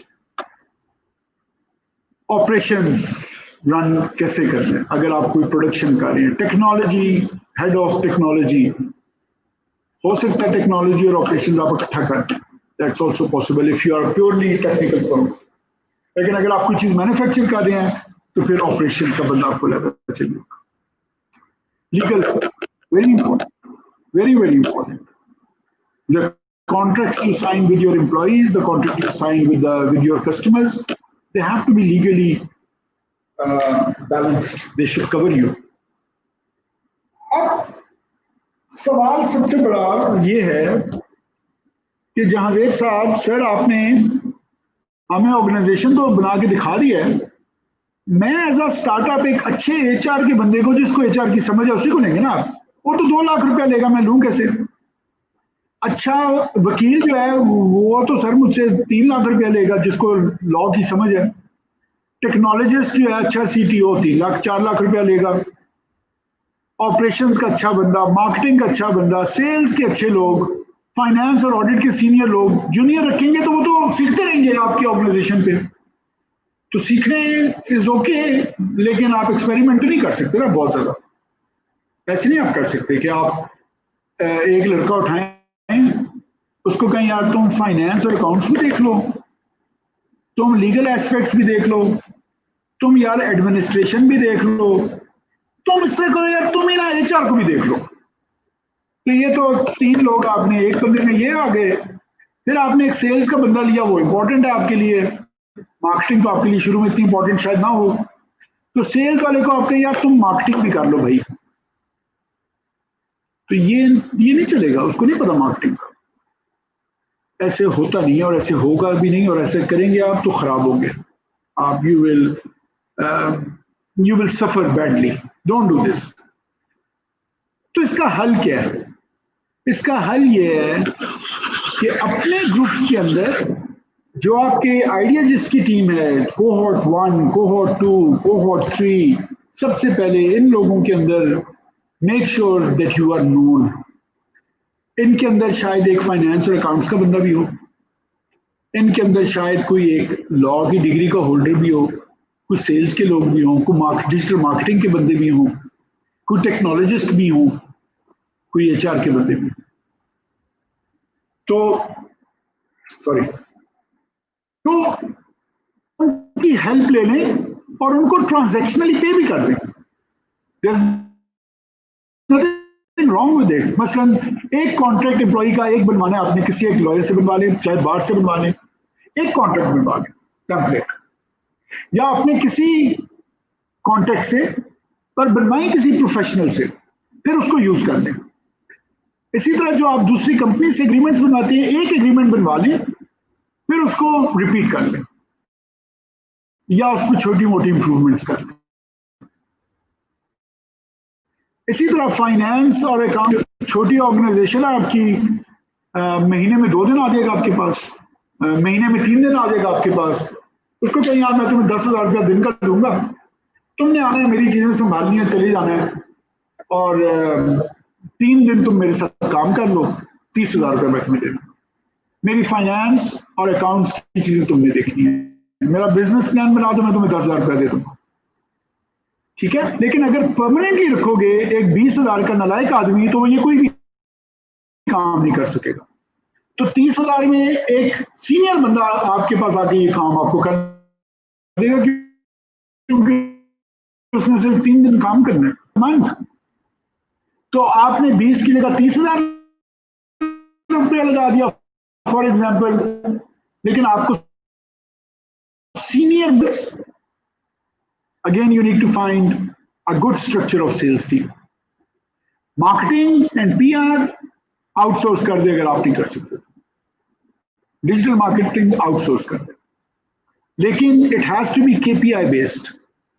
Everything that you outsource has to be under a contract, a legal contract. पहले दे के बाद में कॉन्ट्रैक्ट नहीं साइन करना, पहले कॉन्ट्रैक्ट साइन करना है, फिर पेमेंट करनी है। And it has to be KPI based, it has to be measurable, clearly measurable through key performance indicators. Marketing करोगे तो रिजल्ट आउटकम क्या आएगी वो देखनी है, एक्टिविटीज नहीं देखनी है, वो भी देखें, लेकिन बेटा एक्टिविटीज का आउटकम क्या होगा, नेट आउटकम क्या होगा, that is what will matter. Finance का अकाउंट्स का नेट आउटकम क्या है, ऑडिटेड अकाउंट्स, हर महीने की closing, that is your net outcome. Monthly closing, annual closing is your outcome. So that is what you should sign and you should pay against those KPIs. अगर उसने month and पे closing नहीं की तो आप पैसे नहीं देंगे, वो क्लोजिंग करेगा तो आप पैसे दे देंगे। इसी तरह आपके ऑपरेशंस को तो आप शायद, और टेक्नोलॉजी को, अगर आप टेक्नोलॉजी फर्म है, इसको मैं रिकमेंड नहीं करूंगा कि आप आउटसोर्स करें। जस्ट गिव मी 1 मिनट।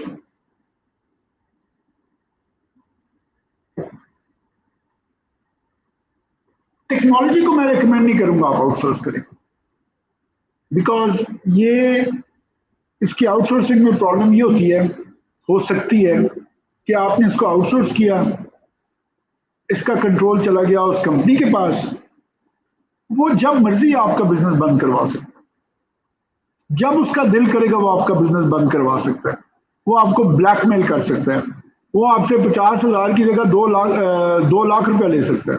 तो कहेगा नहीं है मेरी भाई, मेरे पैसे, मेरी मैन पावर ज्यादा लगी है, मैंने 50,000 से शुरू किया था, अब 2 लाख रुपया लग रहा है, मैं नहीं दे सकता। वो आप उसको कोर्ट में ले जाएंगे, ले जाए, आप बैठे रहेंगे कोर्ट के डिसीजन में का वेट करते रहेंगे, वो अपना बाकी काम करता रहेगा, किसी और को उठा के बेच देगा। तो जो, अगर आप टेक्नोलॉजी फर्म है और आपका बिजनेस का कोर टेक्नोलॉजी है, तो यू कांट आउटसोर्स दैट। अगर आप डिजिटल मार्केटिंग फर्म है तो डिजिटल मार्केटिंग को आप आउटसोर्स नहीं कर सकते। अगर आप एक लीगल फर्म है, ऑनलाइन सर्विसेज दे रहे हैं, तो आप लीगल वकील को आउटसोर्स नहीं आप कर सकते। You can't outsource your core function, that's what I am saying. और इसके ऊपर आ जाती है मैनेजमेंट, चीफ एग्जीक्यूटिव ऑफिसर। ये नोट कर लें, मैनेजमेंट का रोल क्या होगा।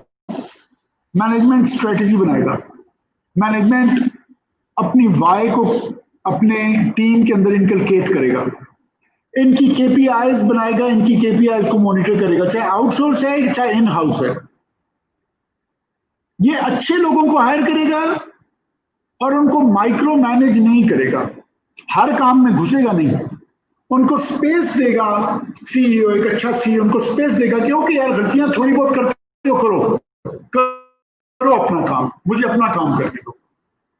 ये कभी असिस्ट करेगा, डिजिटल मार्केटिंग वालों के साथ बैठेगा, कभी सेल्स की टीम के साथ बैठेगा, कभी फाइनेंस के साथ टाइम लगाएगा, कभी लॉयर के पास जा रहा होगा, कभी टेक्नोलॉजी के ऊपर देख रहा होगा और पढ़ रहा होगा, कभी ह्यूमन रिसोर्स के साथ बैठेगा, कभी ऑपरेशंस के साथ बैठेगा। ये इसका रोल है। इसका रोल है to support the team, not to tell them how to do their work, just talk to them. Support them, distance से, पीछे बैठ के, अंदर घुस के नहीं। Micro management is a recipe of failure. मत कंपनी खोलें और मत टीम को हायर करें, खुद ही सब कुछ करें, फिर टीम को ना हायर करें, फिर सब कुछ खुद करें। ठीक है जी, सो दिस इज क्लियर। इसकी नोट कर लें, ये आपके बिजनेस प्लान में जाएंगी चीजें, और आप अपने बिजनेस प्लान में लिख सकते हैं कि मैं फाइनेंस और अकाउंट्स आउटसोर्स कर दूंगा, मैं लीगल वर्क आउटसोर्स करूंगा, मैं डिजिटल मार्केटिंग को आउटसोर्स कर दूंगा, मैं सिर्फ सेल्स और टेक्नोलॉजी पे अपनी टीम रखूंगा, मैं एचआर को भी आउटसोर्स, आप एचआर को भी आउटसोर्स कर सकते हैं, by the way that's perfectly fine. They can come to you for 5 days. Senior person can come to you for 5 days a month. You pay him 10,000 rupees a day. Each year takes 50,000 rupees, and you get a senior guy, senior person with 15 years of experience. ठीक है, जिसकी market value 3-4 lakh रुपया होगी, मैं उसकी बात कर रहा हूं। एक छोटे से ग्रेजुएट को रखेंगे 30-35 हजार रुपए का, जिसको एचआर की डिग्री होगी, 2 साल का एक्सपीरियंस होगा, उससे बेहतर है 5-10 हजार रुपया फालतू दें and get a senior person on part time basis. So we move on, let's look at strategy. आप ये वर्ड बहुत देखेंगे, लेकिन हम स्ट्रेटेजी पर बात करते हैं। अगर आप लोग बुरा ना बनाए तो आई जस्ट टेक 2 मिनट्स, आप इस स्लाइड को देखें and I just take 2 minutes. My throat is very dry, तो मुझे आप 2 मिनट दें, आप इस डायग्राम को देखें please, just give me 2 minutes.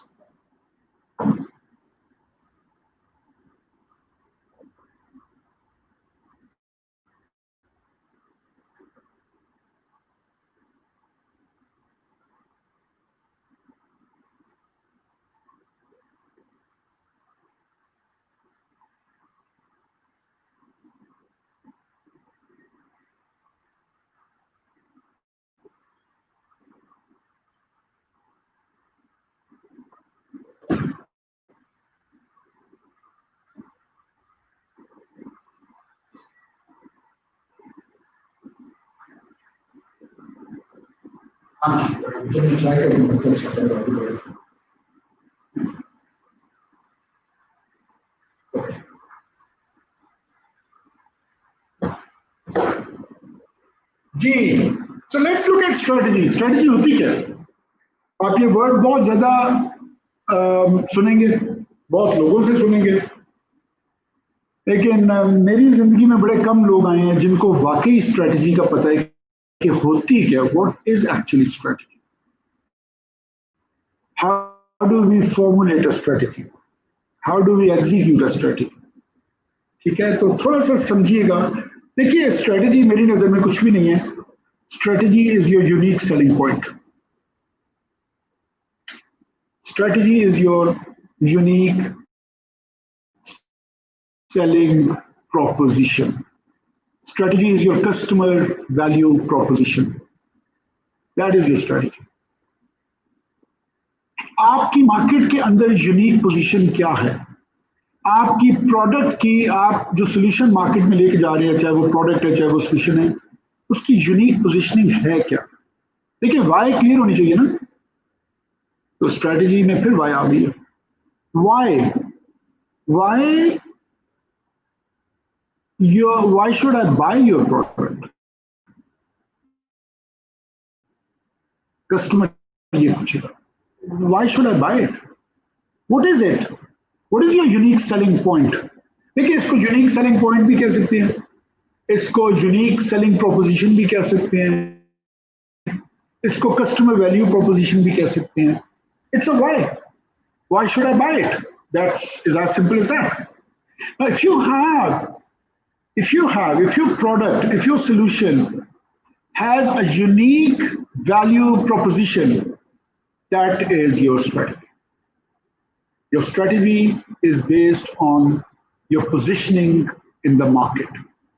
आपका जो कंपटीशन लैंडस्केप है, आपके जो कंपेटिटर बैठे हुए हैं मार्केट के अंदर, उसमें आप कहां पे अपने आप को पोजीशन कर रहे हैं प्राइस के पॉइंट ऑफ व्यू से। और ये आप मार्केटिंग के गुरु हैं, कॉटलर है, कुछ लोग हैं, कुछ 5P का मॉडल फॉलो करते हैं, कुछ 7P का मॉडल फॉलो करते हैं। But it is your price, placement, positioning, product की खासियत क्या है। तो इन सब चीजों को मिला के आपकी एक पोजीशन बनेगी आपके इंडस्ट्री में, आपकी लैंडस्केप में, आपकी कंपेटिटर लैंडस्केप में। उस पोजीशन को क्लियरली डिफाइन करें। It should be very, very clear to you. If your why is not clear to you, if you have a fuzzy why, if you have a why which is changing every day and you are not clear, how will your customer be clear about it? How will other people be clear about it? How will your team be clear about it? It's not possible, my dear. You have to be very clear on your why. And if you are clear on your why, that why will attract the customers eventually. And your product, the why of your product has to be very clear. There are different ways to approach the market. You can either do business by raising of factors,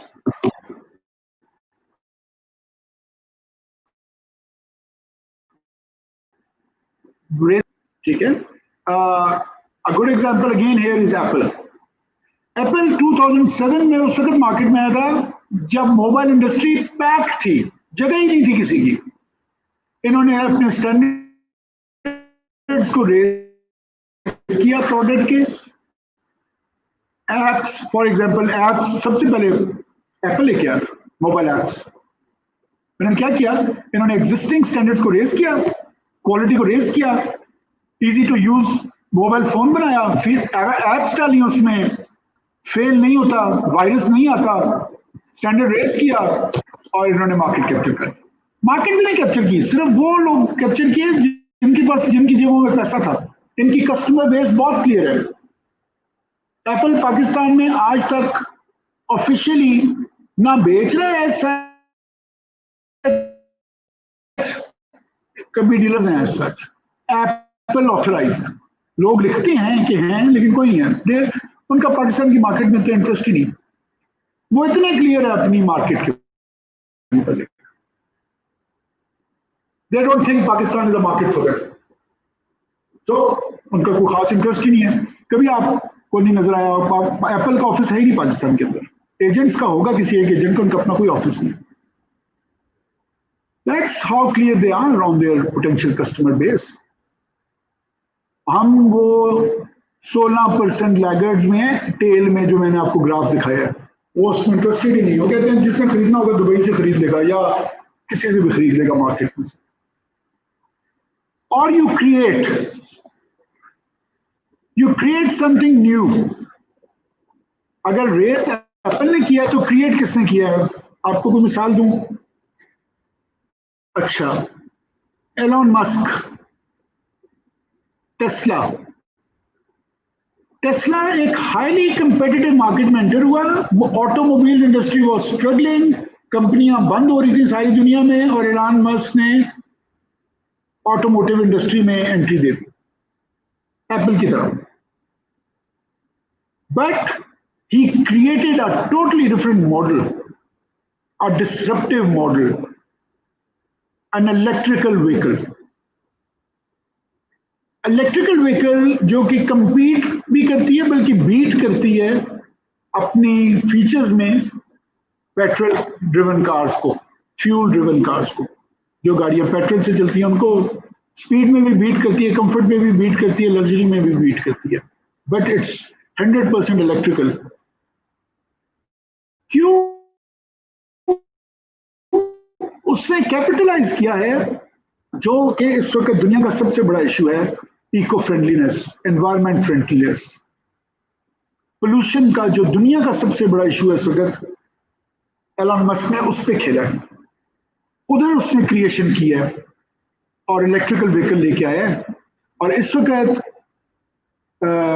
Tesla की market capitalisation पूरी दुनिया में सबसे ज्यादा, एक ऐसी industry में जो इंडस्ट्री सैचुरेटेड थी और जहां कंपनियां बंद हो रही थी रोज रोज, वहां पे entry the. This is creation, that's a strategy.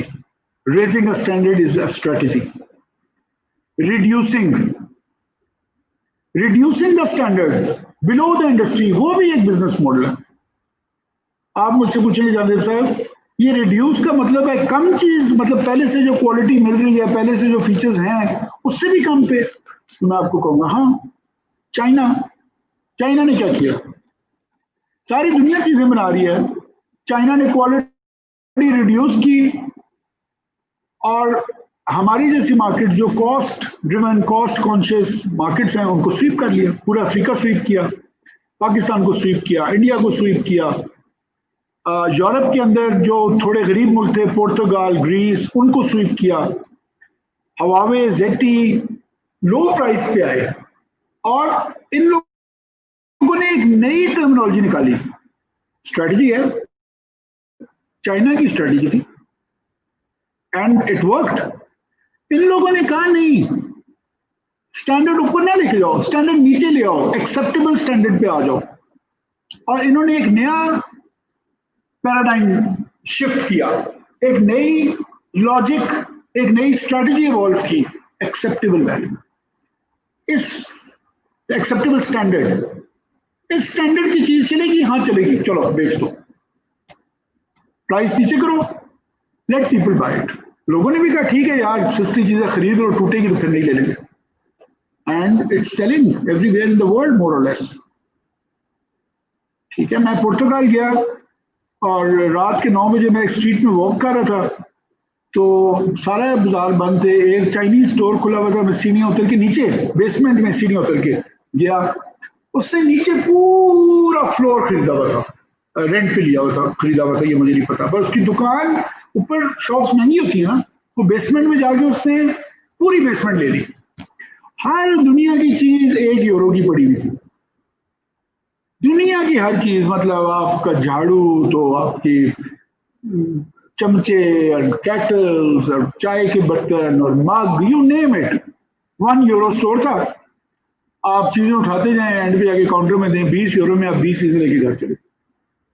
They reduce the standards and that strategy work for them. And the last is eliminate, sorry, and the last one is eliminate. Eliminate is which factors that the industry has competed on should be eliminated. कई ऐसी products आएंगी आपको, कई ऐसे आपको business models मिलेंगे जिन्होंने चीजों को एलिमिनेट करके अपना नया स्ट्रेटजी, अपनी नई स्पेस क्रिएट की है। ठीक है, आप म्यूजिक इंडस्ट्री में अगर आप लोगों ने सीडीज चलाई थी और डिजिटल म्यूजिक डिवाइसेस आई, फोन, तो आप देख लें, फोन हैज एलिमिनेटेड हम लोगों के जमाने में हम लोग बाजार जाते थे, टेप रिकॉर्डर्स खरीदते थे, फिर सीडी प्लेयर्स आए, दैट्स एलिमिनेशन। आपने वो फीचर सेट उसी प्रोडक्ट के अंदर डाल दिया, आपने जीपीएस की अब जरूरत नहीं रही क्योंकि आपके मोबाइल फोन के अंदर बिल्ड हो गया। So you have by introducing a feature, you have eliminated a product that was solely made for something else.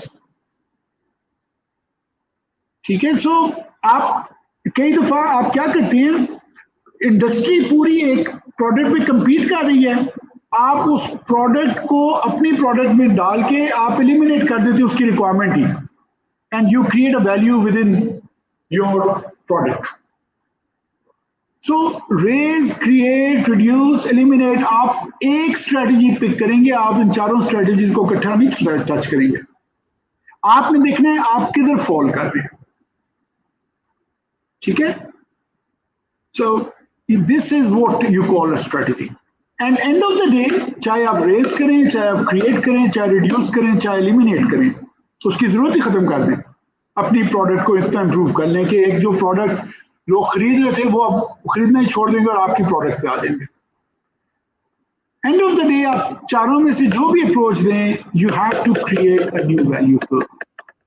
देखिए ये दरमियान में न्यू वैल्यू कर्व शो हो रहा है। So that is end of the day, the value creation has to come. I think this is probably the last or the second last slide. और इस slide में मैंने क्यों ये स्लाइड आपको दिखाई है, ताकि आपको क्लैरिटी मिले, आप कंफ्यूज ना हो। Confusion will kill you. किसी कॉम्पिटिटर की आपको जरूरत ही नहीं है। अगर आप कंफ्यूज हैं तो आप खुद ही अपने सबसे बड़े दुश्मनी करेंगे अपने आप से, आप अपना आपको खुद ही फेल करेंगे।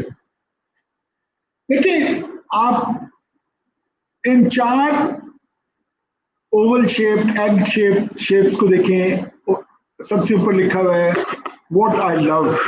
आप what do you love to do, ये आपकी एक डायमेंशन है आपकी पर्सनैलिटी। दुनिया को क्या चाहिए? अब लाजमी नहीं है कि जिस चीज जो आप पैशनेट हैं, जिस चीज के मुतालिक वो दुनिया को भी चाहिए, लाजमी नहीं है। हो सकता चाहिए हो, यू विल बी लकी, पर लाजमी नहीं है।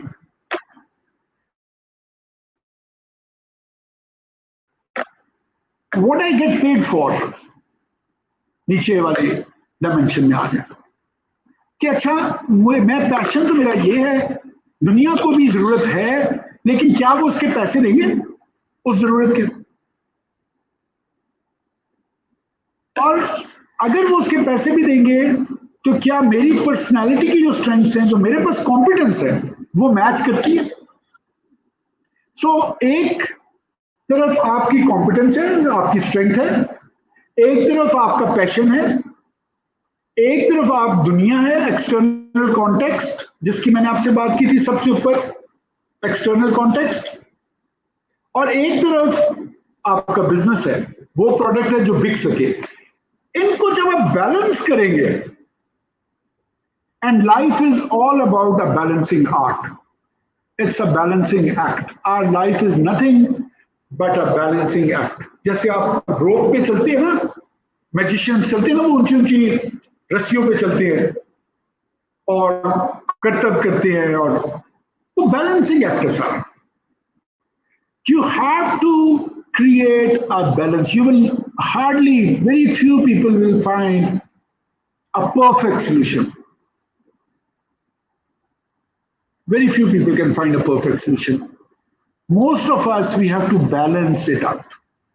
अगर ये बैलेंस है और दरमियान में आप देखें पर्पस आ रहा है, और ये चीजें कन्वर्ज करती हैं आपके पर्पस के साथ, आपके वाई के साथ, तो फिर देखिए आपका पैशन भी मिक्स हो जाएगा, आपका मिशन भी मिक्स हो जाएगा, जो कि आपकी दुनिया की, आपकी कॉज बिजनेस भी मिक्स हो जाएगी, आपका प्रोफेशन वोकेशन में मींस योर टेक्निकल स्किल्स, ये सारी चीजें इकट्ठी हो जाएंगी, कन्वर्ज कर जाएंगी आपके वाई के ऊपर, आपके पर्पस के ऊपर। And this is what you should try and find. अगर ये चीजें इकट्ठी नहीं हो रही तो trust me, you are in a wrong business. Don't do that. Step back, change now, it's never late. और अभी तो बिल्कुल भी आपके लिए लेट नहीं है। अगर ये चारों चीजें इकट्ठी कन्वर्ज नहीं हो रही और आपका पर्पस के साथ मैच नहीं कर रही, आपकी वाई के साथ मैच नहीं कर रही है, स्टेप बैक। अभी छोड़ दें, बजाय इसके कि 5 साल बाद थक के छोड़े। अपने 5 साल 10 साल बचा ले, ये मेरा आपको मशवरा है। ट्राई, ये अकेला बैठना पड़ेगा आपको, और अपने पैशन को, अपनी स्किल्स को, अपने कमर्शियल वेंचर को कहीं ना कहीं एक कॉमन पॉइंट पे आना चाहिए, कन्वर्ज करना चाहिए। इसको बोलते हैं pivot. They have to pivot, they have to come together at some point. And that will give you a purpose. That will clarify your why. That will define your product. That will define who you are. That will define who you will be in coming days. Or वो passion, वो energy और आपकी skills जब मिलके काम करेंगी और बाकी टीम भी इसी तरह कन्वर्ज होगी। इंटरव्यूज में आपको इन्हीं चीजों को देखना है। जब आप इंटरव्यूज करेंगे, जब आप को फाउंडर को ढूंढेंगे, तो प्लीज इन सारी चीजों को डिस्कस करें और उनसे फाइंड आउट कि क्या वो इन चीजों पे पूरा उतर रही है। नहीं तो you are hiring a wrong employee and you are teaming up with the wrong co-founder. Last slide. Why organization fail? Very typically, lack of clarity. We have discussed that in detail. आपकी strategy weak होती है और unclear होती है. Your customer value proposition or your unique selling point (USP)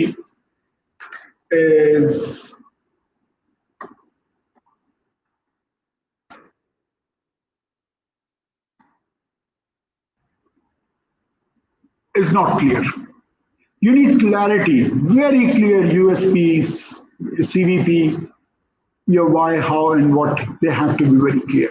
आपके लिए clear होना जरूरी है। आप क्लियर हैं तो सब ठीक है, फिर उसके मुताबिक ही फैसले करने हैं सारे। सिर्फ खुद क्लियर होके बैठ नहीं जाना, हर फैसला उसके मुताबिक करना है। वो मीजान होगा, वो तकड़ी होगी, वो तराजू होगा आपके हाथ में। ध्यान से, जल्दी नहीं कोई फैसला करना। लैक ऑफ फोकस, अगर आपको क्लैरिटी मिल जाएगी तो उसके बाद फोकस उस क्लैरिटी के ऊपर रखें। फोकस रहें, इधर उधर ना भागने लग पड़िएगा डेस्परेट होके, परेशान होके। People fail because they lack focus. इतने रिसोर्सेज, अनलिमिटेड रिसोर्सेज, टाइम किसी के पास भी नहीं होता कि हर तरफ भागे हम। ये जो चौथा पॉइंट है यार, ये बड़ा इंपॉर्टेंट है, बहुत इंपॉर्टेंट है। Everyone please, may I have your attention. आप थक गए होंगे, मैं भी थक गया हूं, बट थकने का ये मतलब नहीं है कि हम इंपॉर्टेंट चीज मिस करें। अगर आप फाउंडर हैं तो लाजमी नहीं है आप सीईओ भी हों। Please please, this is important. मैंने अक्सर देखा है एक अच्छा फाउंडर, एक अच्छा आइडिया सोचने वाला बंदा वीक सीईओ होता है, क्योंकि ये जो आर्टिस्ट लोग होते हैं ना, जो सोचते हैं, पोएट्स, पेंटर्स, ये रातों को जागने वाले नाजुक मिजाज से लोग होते हैं। ये अपनी मर्जी से उठते हैं, अपनी मर्जी से जागते हैं, ये फ्रीडम के लिए सब कुछ करते हैं। एंटरप्रेन्योर्स अपने फ्रीडम के लिए हर चीज दांव पे लगा रहे हैं, आप लोग भी लगा रहे हैं। If I am not wrong, मैं अपने लिए कुछ करूंगा, मुझे फ्रीडम चाहिए, मैंने नहीं किसी के पीछे जाना। तो ये ऐसे होगा नहीं। आप जाएंगे अपने कस्टमर के पीछे, उनकी बातें भी सुनेंगे, लेकिन क्योंकि हमारा फ्रीडम बड़ा इंपॉर्टेंट है, तो हम सुबह 9 बजे दफ्तर नहीं पहुंच सकते थे। सुबह 8 बजे, 8 बजे से 6 बजे तक हम एज अ सीईओ हर काम को डिसिप्लिन तरीके से करने वाले होते नहीं है, मेजॉरिटी की बात कर। तो लाजमी नहीं है कि आप सीईओ बन जाएं। अगर आपका को फाउंडर, पार्टनर अच्छा सीईओ है तो उससे पार्टनरशिप करें जो डिसिप्लिन है, जिसके लिए 9 बजे का मतलब है 9 बजे, जो डिसिप्लिन है, रिगरस है, अपने रूटीन को फॉलो करता है, सीईओ उसको बनाएं। ठीक है, मैं नहीं करता, मैं नहीं कर सकता, मैं सारी जिंदगी करता रहा हूँ, सीईओशिप अभी भी हूँ, but I am a bad CEO, I am not a good CEO. So I M stepping back and I am giving more and more responsibility. लेकिन मैंने ये 20 साल बाद बात सीखी है, आप प्लीज जल्दी सीख लीजिएगा। स्ट्रेटेजी को लाइन रखें, एग्जीक्यूशन डिसिप्लिन हो, अगेन सीईओ डिसिप्लिन होगा तब एग्जीक्यूशन होगी। या आपके नीचे जो ऑपरेशंस का बंदा है वो बहुत डिसिप्लिन हो। अगर आप टेक्नोलॉजी फर्म है तो अपने सॉफ्टवेयर प्लेटफॉर्म या अपने हाई वैल्यू एसेट्स को प्रोटेक्ट करें, उनको आउटसोर्स ना करें। And please last thing, you must know when to say no. No सीखिए प्लीज, बहुत इंपॉर्टेंट है। अपने फाइनेंशियल्स में आप अपने बिजनेस से पैसा अपनी मर्जी से नहीं निकाल सकते। निकालेंगे आपको, आपके 14 तबक रोशन हो जाएंगे, इतनी मार पड़ेगी आपको। इतनी मार पड़ेगी कि आपको होश नहीं आएगी, बिजनेस भी सफर करेगा, कैश फ्लो डिस्टर्ब हो जाएगा, बहुत ज्यादा तकलीफ उठानी पड़ेगी। मैंने उठाई है, मुझे पता है। मर्जियां नहीं कर सकते आप, और यही एंटरप्रेन्योरशिप की वीकनेस होती है, हम मर्जियां करने वाले लोग होते हैं। Bad customer, please you must know when to say no to your customer. आपको पता होना चाहिए ये कस्टमर मुझे नहीं चाहिए, और जो ही आपने रियलाइज कर लिया कि ये कस्टमर आपको नहीं चाहिए, इसकी वैल्यूज आप लाइन नहीं है, ये आपको तंग कर रहा है, जब समझ आ जाए, जल्दी नहीं करनी, जब अच्छी तरह समझ आ जाए। So one very important thing for an entrepreneur is how and when to say now no. How is more important here, कि आपने नो कर रहे हैं लेकिन अच्छे तरीके से करें, दूसरे बंदे को ऑफेंड ना करें, बदतमीजी ना करें, पोलाइटली अपना रिलेशनशिप कायम रखते हुए नो करना सीखें। And that is the end of my lecture. So if we can have questions, you're welcome, please.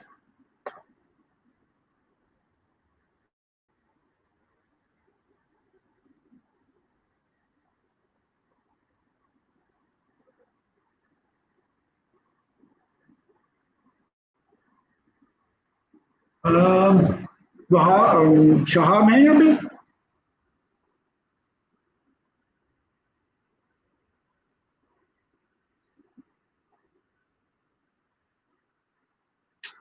hello, I'm sorry, everyone out there, it was a long lecture. I am tired, you must be tired, मेरा अपना गला बैठ रहा है, but please questions तो I'm sure होंगे, because it was, I've covered a lot in today's session.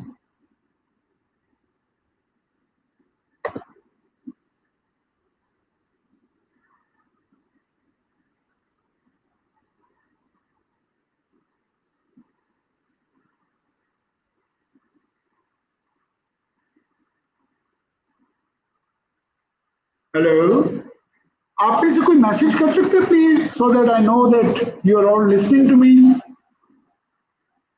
Shahab, anyone out there?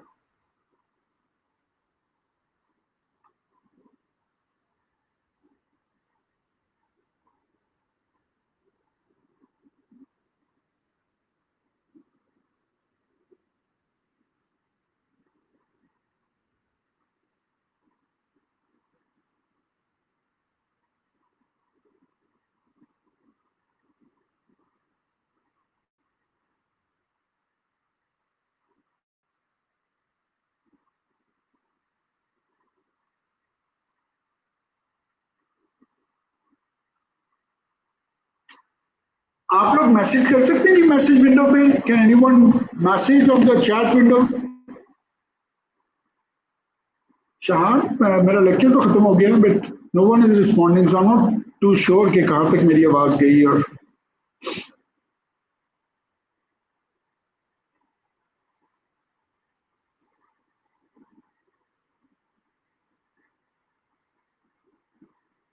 लेकिन audience को कैसे, I can't chat with them just to know कि उनको आखिर तक लेक्चर समझ आ गया है, and what if there are any questions, there is no way.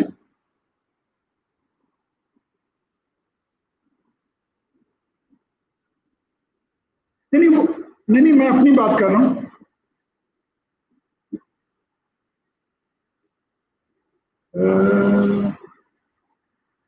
Chat box में, कमेंट बॉक्स में, प्राइवेट चैट में आपके दो मैसेज मुझे आए हैं, 4:02 का आपका आखिरी मैसेज आया था, लेकिन कमेंट बॉक्स में कोई कमेंट्स आए तो नहीं है मेरे पास। हाँ, वो कहाँ पे नजर आई?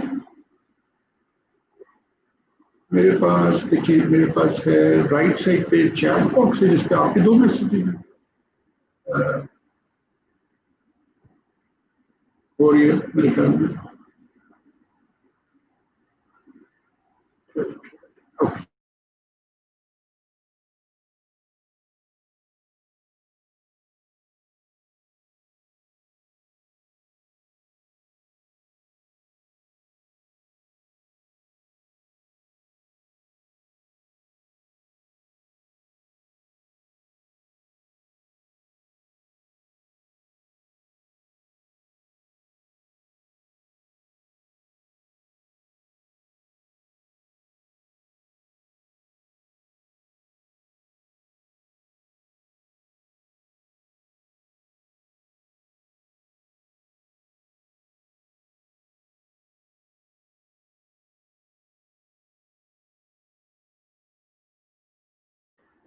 जी, hello everyone, if you are still here, Shahab अभी लॉग इन कर रही हैं and just give me 2 minutes so that I make sure कि आपके क्वेश्चंस मेरे तक पहुंचे हैं और मैं उनका जवाब दे सकूं. So just give me 2 minutes, stay connected. Shahab is going to enter, he is going to log in.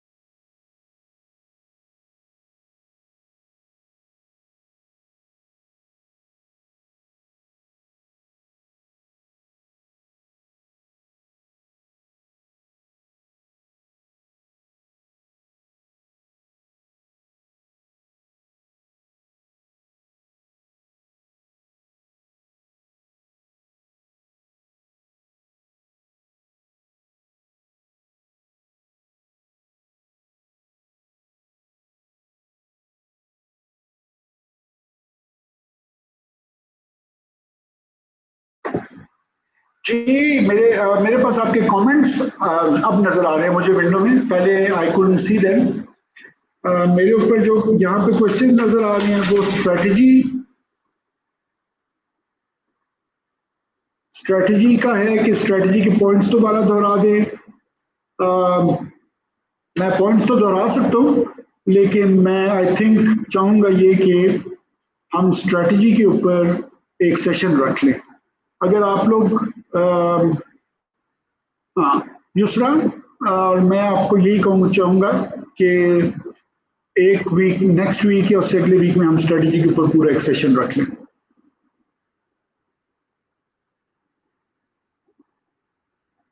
Ji Jain, HRM को आउटसोर्स किया जा सकता है। Yes, it's absolutely no problem. Accounting को, फाइनेंस को, HR को, किसी फंक्शन को भी आप आउटसोर्स कर सकते हैं, लेकिन कोर को आप आउटसोर्स ना कीजिएगा। मेरा आपसे ये है कि अगर आप अपनी कोर ऑफ बिजनेस को आउटसोर्स कर देंगे तो फिर बिजनेस भी वही बंदा करेगा, फिर आप नहीं करेंगे कारोबार।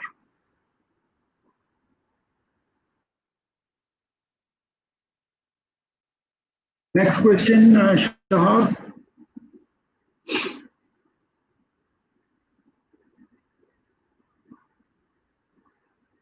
पोल्ट्री, पोल्ट्री में आपका यूनिक सेलिंग पॉइंट क्या है?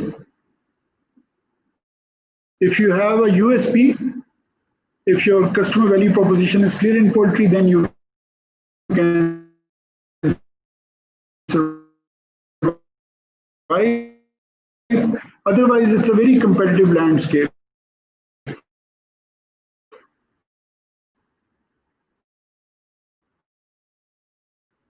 जी हसन का हो गया, thank you Hasan. Shahab next question डालें। सॉफ्ट कॉपी, सॉफ्ट कॉपी में लिखें, सॉफ्ट कॉपी पे बनाएं, हार्ड कॉपी तो you can print any time.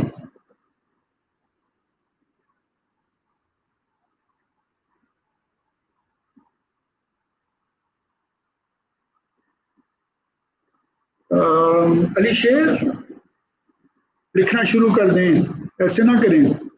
Start writing, मैंने आपको आज आउटलाइन दी है, start writing, don't wait.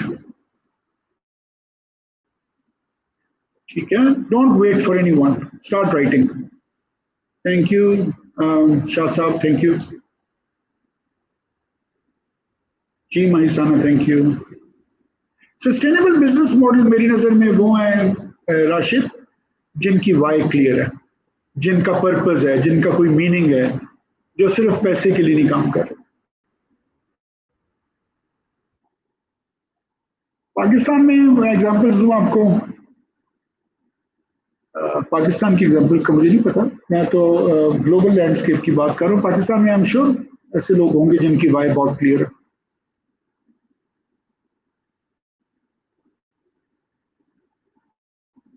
Thank you Hasan, आप लोग बेनिफिट करें, that's the most important thing.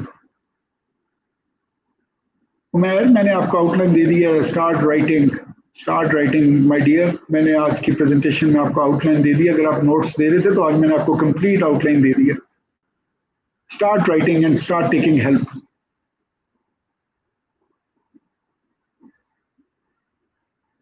Wait ना करें प्लीज, वेट ना करें कि कोई आसमान से कोई कोई कोई ऐसी कोई आपको एक्स्ट्रा हेल्प मिलेगी। You have to start writing your business plans.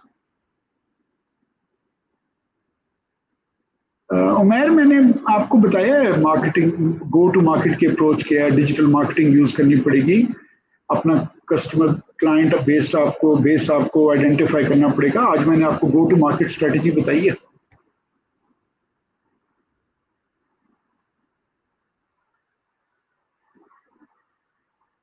Cattle farming, yes Jamil, cattle farming किस वॉल्यूम पे आप जाएंगे और किस वॉल्यूम पे उसका बिजनेस प्लान तैयार करेंगे,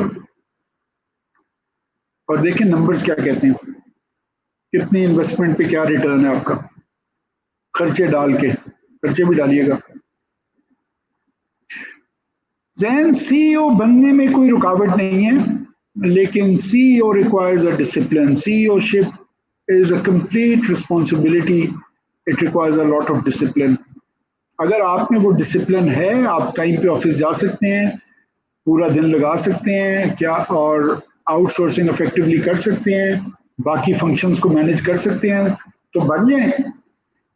वरना कोई ऐसा शख्स जिसको ये ऑपरेशंस का ज्यादा अच्छा आइडिया, वो सीईओ बन जाए तो ज्यादा बेहतर है, और आप उसको असिस्ट कर सकते हैं, आप टेक्नोलॉजी को हेड कर सकते हैं, आप CTO बन सकते हैं, वो ज्यादा बेहतर है मेरे ख्याल में।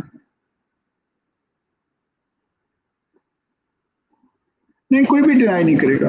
आप अच्छे तरीके से पूछेंगे अफजा और उनको कंपनसेट करेंगी या उनके साथ बात करेंगे, तो क्यों लोग डिनाई करेंगे? पूछे तो सही। Vision of the business, vision statement जो है ये मोर इम्प्लीमेंटेशन से रिलेटेड होती है।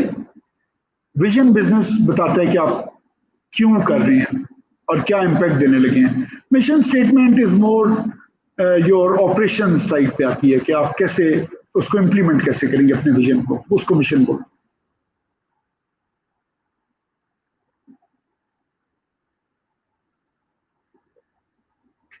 Cafe coffee shop it's a lovely business Ayra. If your देखिए मैं आपको यहाँ बैठ के कैसे गाइड कर सकता हूँ, मुझे नहीं पता आप कहाँ पे खोलना चाह रही हैं, मुझे नहीं पता आपके पास इन्वेस्टमेंट कितनी है, मुझे नहीं पता आपकी कंपेटिटिव लैंडस्केप क्या है, मुझे नहीं पता आपकी प्रोडक्ट लाइन क्या है। तो इस तरह बैठ के सारा मैं आपको कैसे गाइड कर सकूंगा। But I think it's a growing business, the potential is there.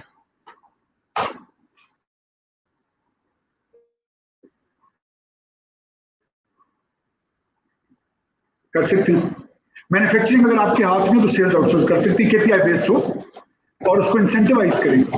Imran उसको इंसेंटिवाइज करें।